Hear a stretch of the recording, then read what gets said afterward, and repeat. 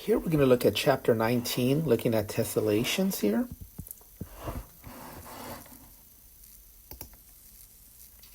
And so we're going to first look at tessellations on a plane. So imagining putting figures kind of on a tabletop, so two-dimensional, and then also tessellating in space, so three-dimensional, expanding upwards after.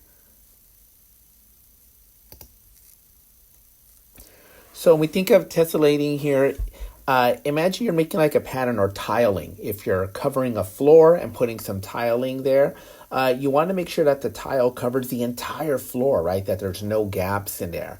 And so the trick is to mix and match some of these shapes so they interlock with each other. And so on the left here, you could see that there are squares, right, linked up together. That's a fairly easy tessellation.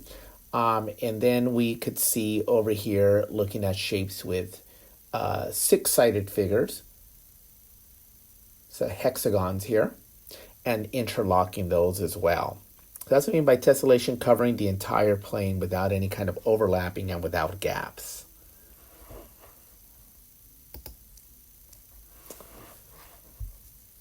And so here we're asking to test if some of these shapes actually do tessellations here.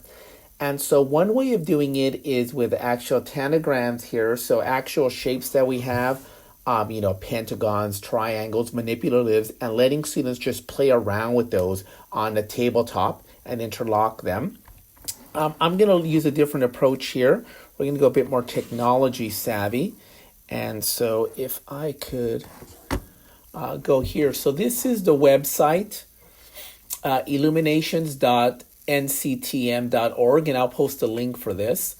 And then what I'm going to do is I'm going to search tessellation right in the search bar there.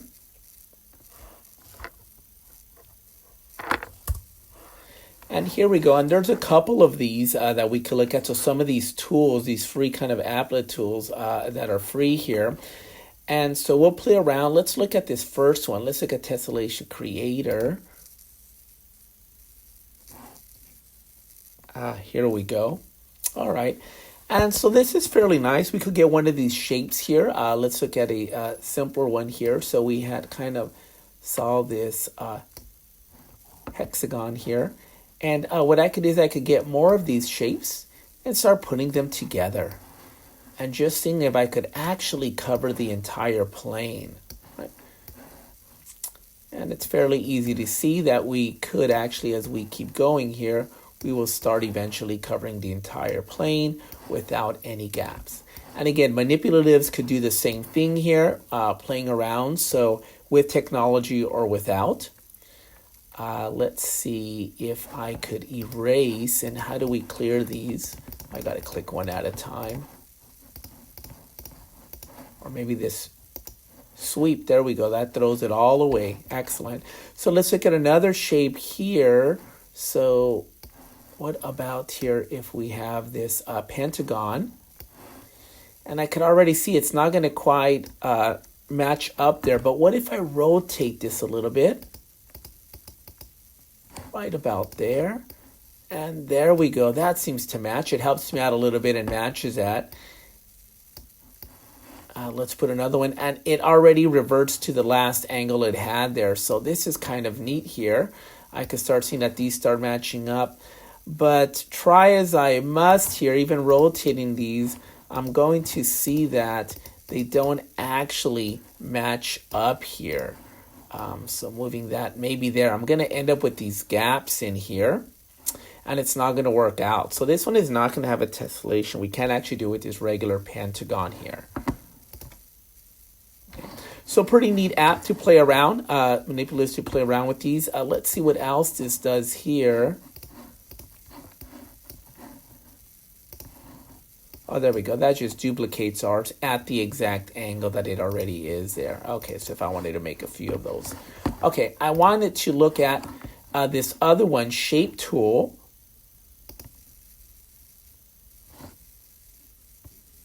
There we go. And this one's kind of neat because we could do the same similar thing, those tessellations here as well. And with some more basic shapes here. But this also does some pretty neat things where not only could we rotate the object, but here we could actually also reflect it.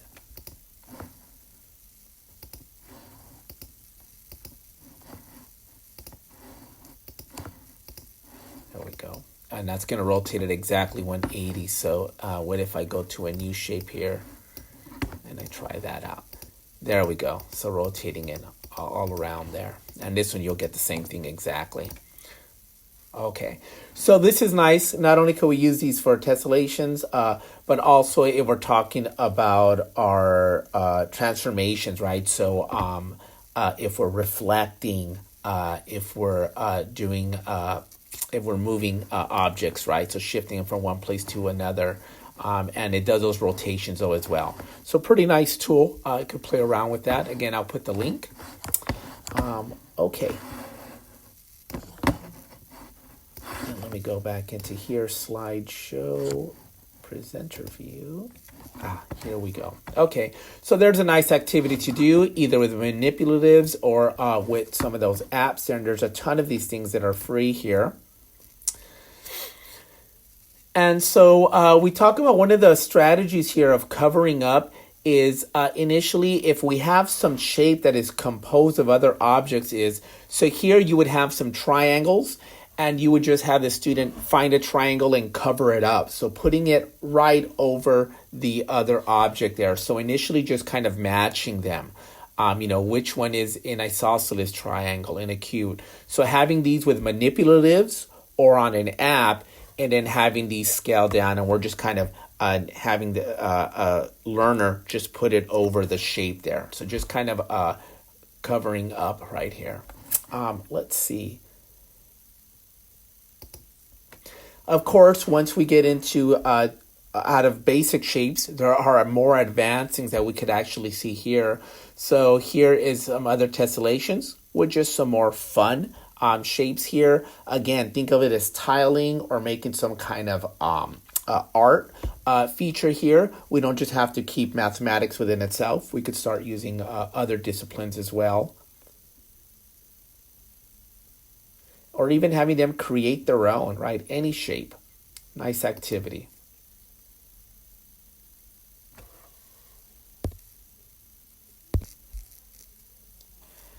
And here we've already seen where we could test some of the shapes, again, using some of those applets or actual tanagrams here. And then a Roomfist, we could see if that tessellates. So actually using the applet, and we could try some of these exercises with that. And this is part of the mathematical practice. It's 3 and 7 here. So exploring with shapes, looking at tessellations, thinking about covering spaces. So all of those go with mathematical practices. And here are some more abstract shapes that you can make out of simple polygons. So just by removing a little piece and then interlocking these, and there are floor mats, right, that you could actually put together that have this kind of shape there. So again, bringing in some real life items or even manipulatives. There's also smaller shapes that have these, and these could interlock there. So by just removing a piece and shifting it over to another side, here's another example. There we go. So taking out a small triangle from a square and then just shifting it over.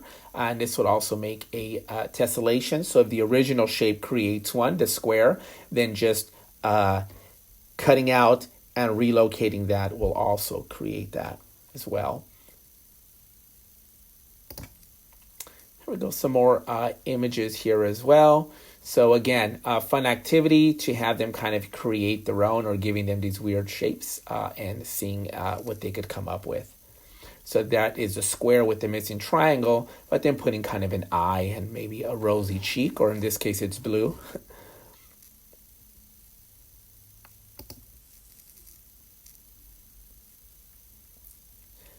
And so the takeaway with this is really to having them explore with it, manipulating these objects, starting off with basic squares and then going to other objects and having them figure out some of these facts on their own, right? Seeing what surprising facts they could figure out. So cutting a piece out, moving it around.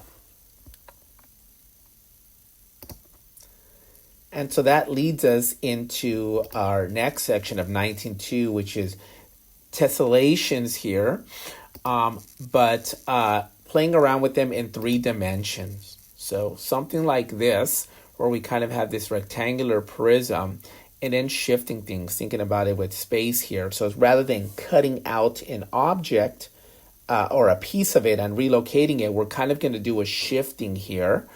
So if I were to get that top row and slide it over, we could end up with an object like this. So the first one is easy to see that if we have these blocks, kind of like Lego blocks, you could stack them together and initially cover them into a box, right? They'll fit perfectly into a box. But if you actually just shift it over slightly, since the original shape tessellates, so will the additional one there, and interlocking here. And so think about putting one over the other. So we want to have them to think about tessellating in 2 dimensions and then afterwards in 3-dimensional regions as well.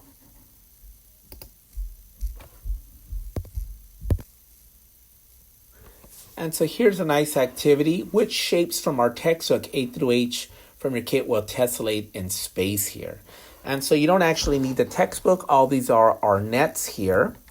And so I just made a quick Google search here, nets, shapes, cutouts here. And so there's plenty of nets that you could actually get. Let's click on one here. There we go. So here's a nice cutout of one.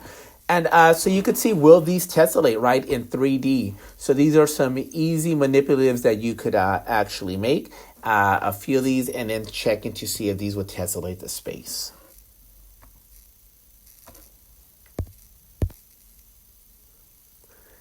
Here's a homework problem from the current web assignment that we're using for the text.